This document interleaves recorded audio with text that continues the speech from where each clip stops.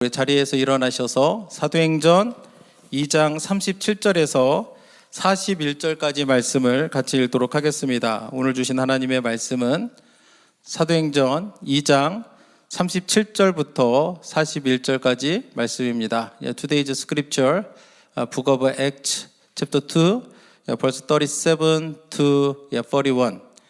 We want to read together. 우리 다 같이 한 목소리로 오늘 주신 말씀을 읽도록 하겠습니다. 그들이 이 말을 듣고 마음에 찔려 베드로와 다른 사도들에게 물어 이르되 형제들아 우리가 어찌할꼬 하거늘 베드로가 이르되 너희가 각각 회개하여 각각 예수 그리스도의 이름으로 침례를 받고 죄사함을 받으라. 그리하면 성령의 선물을 받으리니 이 약속은 너희와 너희 자녀와 모든 먼 데 사람 곧 주 우리 하나님이 얼마든지 부르시는 자들에게 하신 것이라 하고 또 여러 말로 확증하며 권하여 이르되 너희가 이 패역한 세대에서 구원을 받으라 하니 그 말을 받은 사람들이 침례를 받음에 이날의 신도의 수가 3,000이나 더하더라. 아멘. 자리에 앉아주시면 좋겠습니다. 할렐루야. 오늘도 우리가 함께 예배하게 됨을 하나님께 감사를 드립니다. 여러분들은 첫 아이가 태어났을 때를 기억하고 계신가요? 얼마나 그 새 생명을 이렇게 탁 품에 안고 기쁨과 감격이 넘쳤겠습니까? 지난주일 우리는 오순절에 성령이 임하게 되고 또 교회가 새롭게 태어나는 것을 함께 나누었습니다. 오순절에 성령이 임해서 교회가 태어난 것은 첫 아이가 태어나는 것처럼 우리 믿는 자들에게 매우 기쁘고 감격스러운 일이라는 것을 우리가 알기를 원합니다. 제자들은 예수님이 명령하신 대로 예루살렘에서 기도하면서 아버지께서 약속하신 성령을 기다리고 있었습니다. 그들이 모여서 기도할 때 갑자기 하늘로부터 성령이 임해서 그곳에 있던 120여 명의 제자들 각 사람 위에 임하게 되었습니다. 성령이 그들에게 임하자 그들은 성령이 말하게 하심을 따라서 다른 언어로 하나님 나라의 큰 일에 대해서 말하기 시작했습니다. 그런데 당시에 오순절이어서 예루살렘에는 많은 사람들이 있었는데 유대인들이 그 모습을 보게 된 겁니다. 사람들이 큰 소리가 나서 그곳에 가봤더니 사람들이 다른 말로 막 얘기를 하는 거예요. 그들이 갈릴리 사람들이었거든요. 그래서 그들을 보고 나서 다 놀라서 뭐라고 말하냐면 어찌 된 일이냐 라고 그렇게 이야기를 합니다. 또 어떤 사람들은 막 비웃고 조롱합니다. 그래서 그들을 향해서 세술에 취하였다 라고도 말했습니다.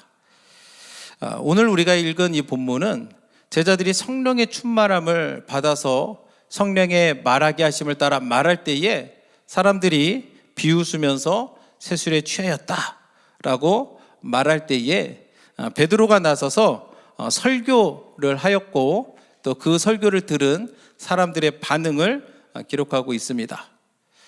사람들이 세술에 취했다라고 조롱하고 비웃을 때 베드로는 왜 설교했을까? 베드로는 그리고 어떤 말씀을 전했을까 생각하면서 오늘도 성령의 도우심 가운데 우리에게 주시는 말씀의 은혜를 함께 나누기를 원합니다. 사도행전 2장에 보면 베드로의 설교를 보면 3,000명이 회개하고 침례를 받았다라고 말씀하고 있습니다. 저도 이제 설교하는 사람으로서 사도행전 2장에 기록된 베드로의 설교를 보면 매우 놀라우면서도 또 동시에 굉장히 부담이 됩니다. 어떻게 설교했길래 한 번의 설교로 3,000명이나 회개하고 예수님을 구주로 영접했을까? 베드로의 설교가 놀라운 것은 이제 첫 번째는 3,000명이 예수님을 믿고 영접했다는 것입니다. 근데 이 3,000명이라는 숫자도 놀랍지만은 베드로의 설교를 듣는 사람들이 또 어떤 사람들이었는가 생각하면 더 놀랍습니다. 어떤 사람들이 베드로의 설교를 들었냐면 성령 충만한 제자들을 보고 비웃고 조롱하던 사람들을 상대로 설교했다는 거예요. 우리가 복음에 대해서 약간의 호의적인 반응을 갖거나 예수님에 대해서 좋은 생각을 가지고 있던 사람들을 상대로 설교한 게 아니에요. 예수님을 싫어하고 예수님을 막 부정하고 성령의 역사가 나타나는 광경을 보고도 비웃고 조롱하던 사람들에게 베드로가 설교했을 때 어떤 일이 일어납니까? 마음에 찔렸대요. 그리고 우리가 어찌할꼬 이게 탄식하는 모습을 보면은 놀랍지 않을 수가 없습니다. 또 하나 놀라운 것은 뭐냐면 베드로가 설교하게 된 모습을 보면 베드로가 막 오랜 시간 이렇게 준비를 한 것 같지는 않습니다. 그냥 주님의 말씀을 믿고 기도하고 있었고 갑자기 성령이 임하였고 성령의 말하게 하심을 따라 말했는데 막 사람들이 비웃고 조롱하니까 그리고 나서 베드로는 설교를 시작하게 됐다는 거죠. 그러니까 이런 모든 상황을 보면 하나님께서 그리고 성령을 통해서 이루신 일들이 얼마나 놀라운가라는 것을 알게 됩니다. 그래서 사람들이 비웃고 조롱할 때에 베드로가 어떻게 하는가 14절 말씀을 보시면 베드로가 11사도와 함께 서서 소리를 높여 이르되 유대인들과 예루살렘에 사는 모든 사람들아 이 일을 너희로 알게 할 것이니 내 말에 귀를 기울이라 라고 그렇게 이야기합니다. 지금 이 베드로의 모습을 보면은 우리가 알던 베드로의 모습이 아니에요. 우리가 흔히 생각하는 베드로의 모습은 어떻습니까? 성격이 막 급하죠. 성격이 급하고 실수가 굉장히 많습니다. 그래서 예수님께 책망받는 일들이 많아요. 정말 베드로는 예수님이 최후의 만찬을 하실 때에도 제자들하고 뭐하고 얘기하냐면 누가 더 큰 자냐 이거 갖고 논쟁을 하는 거죠.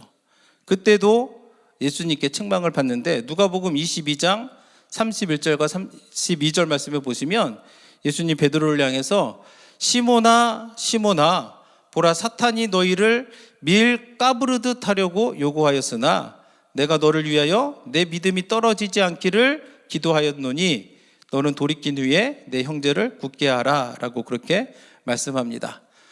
밀 까부르듯 이게 무슨 말이냐면 옛날에 추수할 때에 쭉정이와 알곡은 어떻게 구분합니까? 이 키에다가 담아놓고 막 흔들잖아요. 그러니까 바람에 뜨면 바람이 날리면서 쭉정이는 날아가고 알곡은 남는 이런 것처럼 사탄이 밀 까부르듯 한다는 것은 뭐냐면 우리 믿는 자들을 자꾸 시험하는 거예요. 막 흔들어가지고 우리가 막 믿음이 흔들리고 의심하게 만들고 막 이런 상황 속에서 예수님은 아마도 베드로의 성질이 급하고 실수가 많다 보니까 그러한 시험에 쉽게 실족되지 않을까라고 하는 마음으로 이렇게 염려하면서 기도했던 것으로 보여집니다. 베드로는 그뿐만이 아니라 예수님을 3번이나 부인했던 사람이기도 합니다. 다 아시죠? 절대로 안 그러겠다고 호언장담을 했는데 정말 3번이나 하룻밤에 예수님을 부인했던 사람이고 또 예수님이 십자가에 달려 돌아가신 후에도 종교 지도자들이 무서워가지고 문을 잠그고 숨어 있었던 사람이기도 합니다. 예수님을 만났는데도 불구하고 사명을 잊어버리고 다시 고기 잡으러 갔던 사람이기도 하죠. 그런데 그가 어떻게 이렇게 담대하게 자신들을 향해서 적대적인 사람들, 호의적이지 않은 사람들 앞에서 말씀을 전하게 되었을까?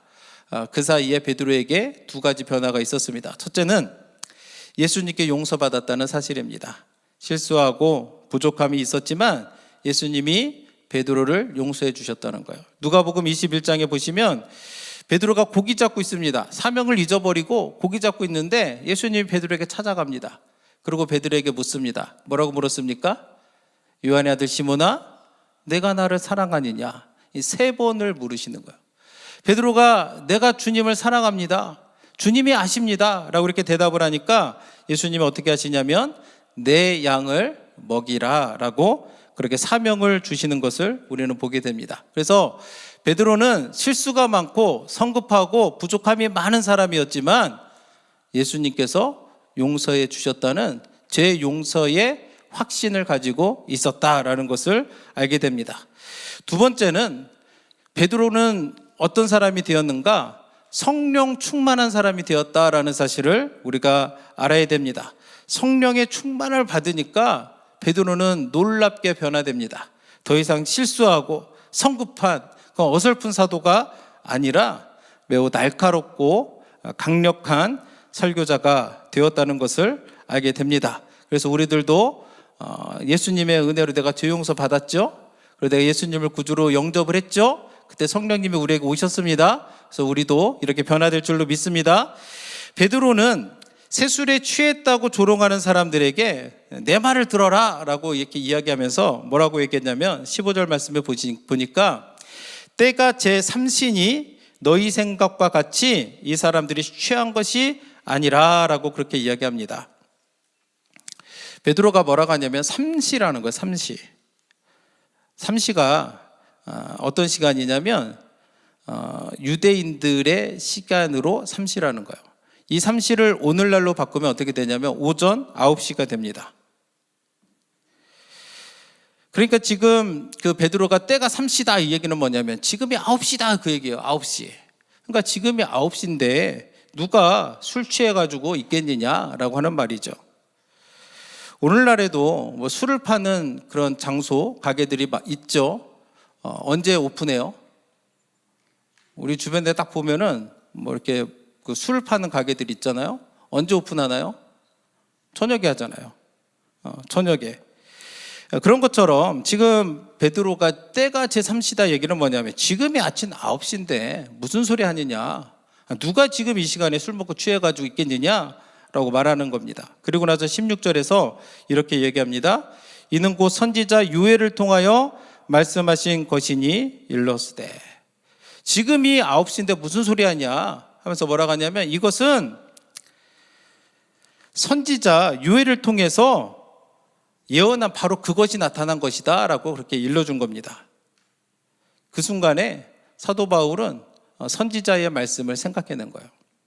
그럼 요엘 선지자는 무엇을 예언했냐면 17절과 18절 말씀에 보시면 하나님은 말씀하시기를 말세에 내가 내 영을 모은 육체에 부어주리니 너희 자녀들은 예언할 것이요 너희 젊은이들은 환상을 보고 너희의 늙은이들은 꿈을 꾸리라. 그때에 내가 내 영을 내 남종과 여종들에게 부어주리니 그들이 예언할 것이요 라고 그렇게 이야기합니다. 흥미롭게도 구약의 선지자였던 요엘은 말세가 되면 성령이 임할 것이다 라는 것을 예언을 했습니다. 그리고 성령이 임하게 되면 어떻게 되냐면 자녀들이 예언하고 젊은이들이 꿈을 꾸고 늙은이들이 꿈을 꾸게 될 거라고 말합니다. 그러니까 모든 사람들에게 주의 영이 임하게 될 것이다. 그래서 주의 영이 임하면 남종과 여종에게 부어질 것이고 그들이 예언을 하게 될 것이라고 말씀하셨는데 실제로 오순절에 성령이 임하니까 그곳에 있던 모든 사람들에게 성령이 임하게 되었고 그들이 성령의 말하게 하심을 따라서 하나님 나라의 큰 일을 행하는 그 예언이 성취되었다라는 것을 성경은 우리에게 보여주고 있고 베드로는 그것을 보고 웃는 사람들에게 조롱하는 사람들에게 그 이야기를 전해주고 있는 것입니다. 그래서 여러분들이 주님의 말씀은 반드시 성취된다라고 하는 믿음을 여러분들이 가져야 될 줄로 믿습니다. 여러분들이 예배 시간에 오면은 그냥 왔다 가서만 안 돼요. 왔다 가는 것이 아니라 성령의 충만하심을 우리가 경험하고 받는 우리들 모두가 되기를 주님의 이름으로 축복합니다. 그리고 나서 베드로는 계속해서 강력하게 설교를 하기 시작을 합니다. 그들을 향해서 비웃던 사람들, 조롱하던 사람들에게 무엇을 설교했을까? 유대인들은 오랫동안 메시아를 기다리고 있었습니다. 그렇죠? 근데 베드로가 설교한 것은 뭐냐면 너희들이 그토록 기다렸던 메시아가 바로 예수님이다라고 설교했습니다. 당시 베드로의 설교를 듣던 사람들은 다 유대인이었거든요. 그들은 수천 년 동안 메시아를 기다려왔습니다. 그래서 침례요한이 사역할 때도 좀 남다르잖아요. 그러다 보니까 그들은 침례요한에 가서 뭐라고 묻냐면 네가 누구냐 물어봐요. 그 얘기는 뭐냐면 네가 그리스도냐라는 거예요. 네가 메시아냐. 그러니까 침례요한은 뭐라고 하냐면 나는 그리스도가 아니라 라고 말하기도 했죠. 이처럼 오랫동안 메시아를 기다려왔습니다. 근데 문제는 뭐냐면 진짜 메시아인 예수님을 믿지 않는 사람들이에요. 그런 사람들에게 베드로는 어떻게 설교를 했을까? 첫째는 베드로는 예수님이 베푸신 기사와 표적을 통해서 예수님이 메시아 되신다라는 것을 설교했습니다. 22절 말씀에 보시면 이스라엘 사람들아, 이 말을 들으라. 너희도 아는 바와 같이 하나님께서 나사렛 예수로 큰 권능과 기사와 표적을 너희 가운데서 베푸사 너희 앞에서 그를 증언하셨느니라 라고 담대하게 말씀하고 있습니다. 실제로 예수님은 이 땅에 계실 때 많은 기사와 권능을 행하시고 표적을 행하셨습니다. 특히 22절 말씀에 보시면 이 기사와 표적을 은밀한 중에 표한 게 아니에요. 예수님께서 기적을 베푸시고 표적을 나타냈을 때 어떻게 했습니까? 너희 가운데서 베푸사라고 말합니다. 무슨 말이냐면 지금 너희가 우리를 향해서 술에 취해 있구나라고 조롱하지만 사실 너희도 예수님의 병자를 고치시고 귀신을 내쫓으시고 심지어 죽은 나사로까지도 다시 살리신 것을 너희가 다 알고 있지 않느냐라고 말하고 있는 것입니다. 실제로 유대인들이 예수님이 기적 행하는 거 알았습니까? 몰랐습니까? 알고 있었죠. 그래서 요한복음 3장 2절에 보면은 산헤드린 공의의 회원이었던 니고데모가 예수님께 찾아갑니다. 그래서 뭐라고 해요? 랍비요, 우리가 당신은 하나님께로부터 오신 선생인 줄 아나이다. 어떻게 알아요? 하나님께서 함께하지 아니하시면 당신이 행하시는 이 표적을 아무도 할 수 없음이니이다 라고 그렇게 이야기합니다. 지금 이때 니고데모가 예수님을 영접한 상태가 아니었잖아요. 그런데도 불구하고 뭐를 봤냐면 표적을 본 거예요. 표적을 보면서 이분은 좀 뭔가 특별한구나 라고 하는 것을 생각했는데, 이처럼 예수님이 기사와 표적을 행하신 것은 당시에 모든 유대인들이 알고 있던 사실이다라는 것을 들어서 베드로는 예수님이 메시아 되신다라는 것을 증언하고 있는 겁니다.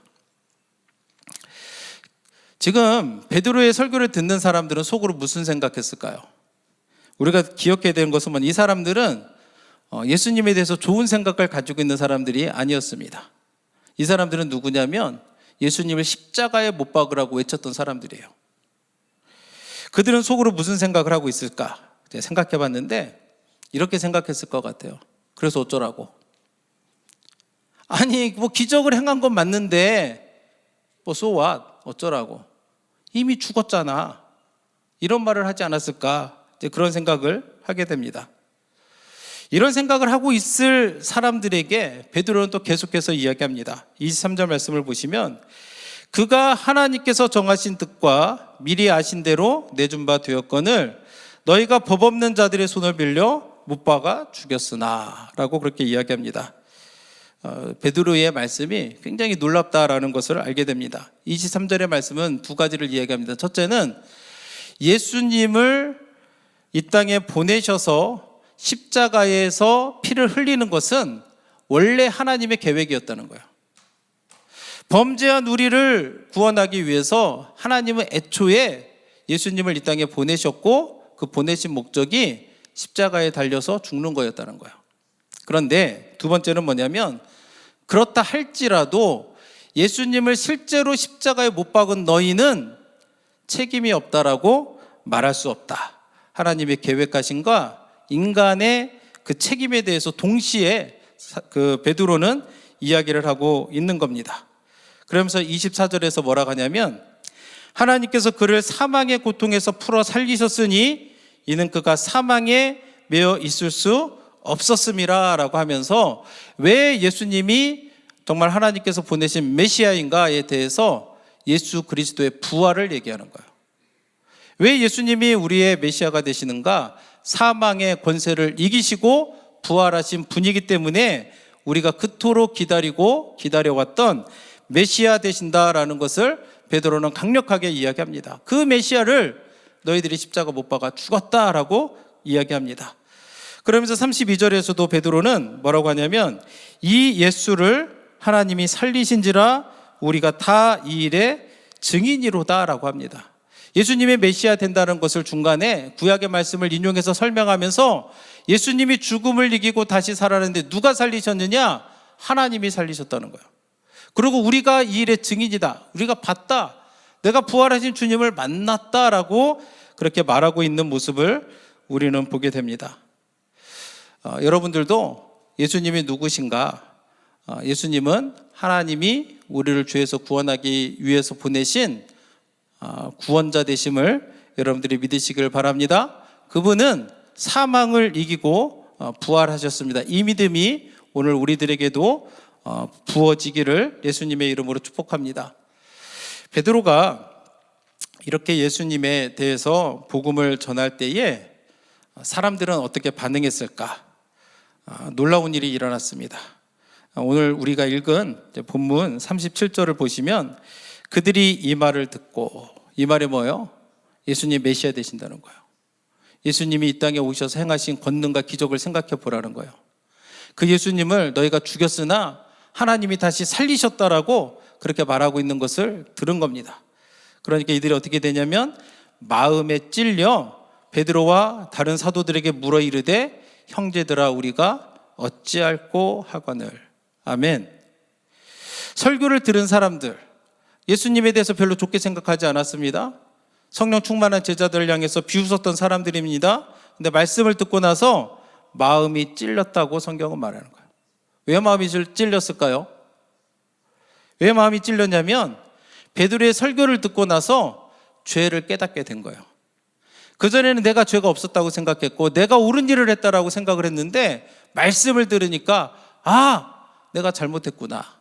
하나님이 죄를 깨닫게 하는 은혜를 그들에게 부어주셨습니다. 그래서 오늘도 여러분들이 주의 말씀을 들을 때 깨닫는 은혜가 우리들 가운데 함께하기를 원합니다. 우리가 말씀을 들을 때 우리가 잊지 말아야 될 것은 뭐냐면 모든 말씀이 나에게 주시는 하나님의 말씀이구나라는 사실을 우리가 인정하고 깨달아야 됩니다. 가끔 설교를 마치고 나면 이런 말씀하시는 분들이 있습니다. 목사님, 오늘 설교는 누가 들었어야 되는데 참 맛있습니다. 누가 자꾸 생각이 나나 봐요. 머릿속에서 누가 들었어야 되는데 너무 안타깝다고. 그럴 수도 있겠지만은 기본적으로는 먼저 하나님 말씀에 내가 귀를 기울여야 돼요. 믿으십니까? 아멘. 또 어떤 분들이 있냐면 목사님, 오늘 말씀은 꼭 저 들으라고 하는 말씀 같아요. 이렇게 물은 분들이 있어요. 제가 다시 한번 말씀드리지만 전 누군가를 생각하시면서 이렇게 말을 전하지 않습니다. 저는 성경이 우리들에게 주시는 말씀을 전하려고 이제 노력하지 누군가를 생각하면서 말하지 않아요. 그럼에도 불구하고 여러분들이 설교를 들을 때에 나 들으라고 하는 소리를 듣는다면, 마음에 찔림이 있다면 여러분들이 어떻게 생각하셔야 되냐면 성령님이 나에게 말씀하고 계시는구나. 성령님이 나에게 말씀하시고 나를 깨닫게 하시는구나 라고 생각하시고 우리가 이를 어찌할꼬 이렇게 고백하면서 우리들 삶 가운데 회개의 역사가 나타나기를 주님의 이름으로 축복합니다. 유대인들이 베드로의 설교를 듣고 마음이 찔렸습니다. 그리고 우리가 어찌할꼬 물을 때에 베드로는 회개하고 침례를 받으라 라고 이렇게 이야기합니다. 38절 말씀 보시면 베드로가 이르되 너희가 회개하여 각각 예수 그리스도의 이름으로 침례를 받고 죄사함을 받으라. 그리하면 성령의 선물을 받으리니. 아멘. 우리 이 자리에 있는 우리 모두가 회개해서 예수님의 이름으로 침례받고 죄사함을 얻은 줄로 믿습니다. 죄사함을 얻은 자에게 뭐가 주어져요? 성령의 선물을 받는다라고 성경은 말씀하고 있습니다. 이 말씀을 통해서 우리가 기억해야 될 게 있는데 뭐냐면 회개가 먼저라는 거예요. 회개하고 침례받는 거예요. 믿으십니까? 침례받고 회개하는 게 아닙니다. 순서를 잘 기억해야 되는데 회개가 먼저고 그리고 나서 침례를 받는다라는 것을 알아야 됩니다. 베드로는 계속해서 말씀을 선포합니다. 40절 말씀에 보시면 또 여러 말로 확증하여 권하여 이르되 너희가 이 패역한 세대에서 구원을 받으라 하니. 베드로는 이 패역한 세대에서 우리가 할 것은 뭐냐면 시대가 패역하니까 함께 죄 지으라고 말하지 않아요. 이 패역한 시대에 우리가 살고 있지만 뭐라고 말합니까? 구원을 받으라라고 말합니다. 오늘날 우리가 사는 세상은 어떻습니까? 우리가 알아야 될 것은 우리가 사는 세상도 매우 악한 시대를 우리가 살아가고 있다라는 것을 알아야 됩니다. 우리가 사는 세상이 얼마나 악하냐면 더 이상 간통이 죄가 아니라고 그래요. 그렇죠? 개인의 자유라고 얘기합니다. 도덕적으로 뭐 이렇게 누가 뭐라 할 수는 있지만 법적으로는 책임을 지지 않는 사회예요. 더 이상 동성애가 죄가 아니에요. 자유래요. 그냥 냅두래요. 그래서 오히려 성경을 가지고 동성애가 잘못됐다고 말하면 오히려 공격을 받아요. 자비 없는 사람들, 아주 편협한 사람들이라고 공격을 받는 이 세대를 우리가 살아가고 있어요. 가끔 보면은 상황을 얘기하면서 내가 죄 짓는 거를 합리화시키는 사람들이 있어요. 근데 베드로가 말하는 것은 뭐냐면 끊어내라는 거예요. 이 세상이 아무리 악할지라도 우리가 할 건 뭐예요? 예수님을 믿고 의지하고 영접함으로 구원을 받으라라고 그렇게 성경은 우리에게 가르쳐주고 있습니다. 그래서 여러분들이 패역한 시대를 살아간다 할지라도 예수님을 바라보고 믿음으로 이겨내기를, 승리하기를 주님의 이름으로 축복합니다. 베드로가 구원을 받으라고 선포할 때에 놀라운 일이 발생합니다. 41절을 함께 읽겠습니다. 다 같이 읽겠습니다. 시작. 그 말을 받은 사람들은 침례를 받음에 이날의 신도의 수가 3,000이나 더하더라. 아멘. 하나님께서도 오늘 우리들 가운데 이와 같은 은혜를 부어줄 줄로 믿습니다. 자, 말씀을 정리하기를 원하는데요. 오순절에 성령이 임하였습니다. 그리고 천하 각국에서 온 사람들이 베드로의 설교를 듣게 되었습니다. 그리고 예수를 믿지 않았던, 오히려 예수를 십자가에 못 박으라고 외치고 성령 충만한 제자들을 비웃었던 사람들이 베드로의 설교를 듣고 마음에 찔려서 회개하고 침례를 받게 되었는데 그날에 그 수가 3,000명이나 되었다고 성경은 우리에게 가르쳐주고 있습니다. 그들은 그날 이후에 어떻게 되었을까요? 이렇게 회개하고 침례를 받은 사람들은 그날 이후에 무엇을 했을까? 어떤 사람들은 예루살렘에 남아서 예루살렘 교회를 섬겼을 것입니다. 또 어떤 사람들은 자기 고향으로 돌아갔을 거예요. 그곳에 모여있던 사람 천하 각국에서, 메소포타미아에서, 아라비아에서, 애굽 지방에서, 그리고 소아시아 지역에서 천하 각국에서 온 사람들이었잖아요. 그들은, 어떤 사람들은 돌아갔을 겁니다. 근데 그들이 고향으로 돌아갈 때 무엇을 가지고 갔을까? 무엇을 가지고 갔을까요? 바로 복음을 들고 갔다는 사실을 우리가 기억해야 됩니다. 저는 오늘 말씀을 보면서 우리 교회를 생각해 봤어요.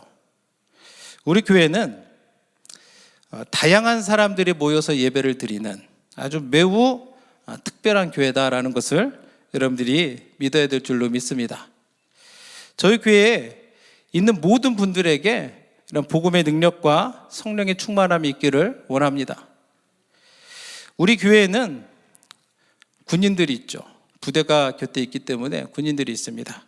그리고 학생들도 있습니다. 군인들은 언젠가 이곳에서 근무를 마치고 이제 다른 곳으로 이제 떠나게 될 겁니다. 그렇죠? 제가 원하는 것은 뭐냐면 그분들이 이곳에서의 그 근무를 마치고 다른 곳으로 갈 때에 복음을 들고 가기를 원해요. 우리 교회에서 복음을 듣고 배워서 복음을 들고 가기를 원합니다. 학생들이 있습니다. 학생들이 공부를 마치고 나서 다음 스텝으로 나아갈 때가 있을 거예요. 마찬가지로 저는 우리 반석교회가 그 아이들이 다른 곳으로 갈 때에 복음을 들고 나갈 수 있도록 우리가 도울 수 있는 성령이 충만하고 능력이 있는 교회가 되기를 원합니다. 이것을 하려면 어떻게 되냐면 여러분들이 함께 하셔야 돼요. 함께 기도하고 함께 애쓰고 함께 우리가 나아갈 때에 우리 교회가 그런 교회가 될 줄로 믿습니다. 우리 교회는 외국 분들이 많이 있습니다.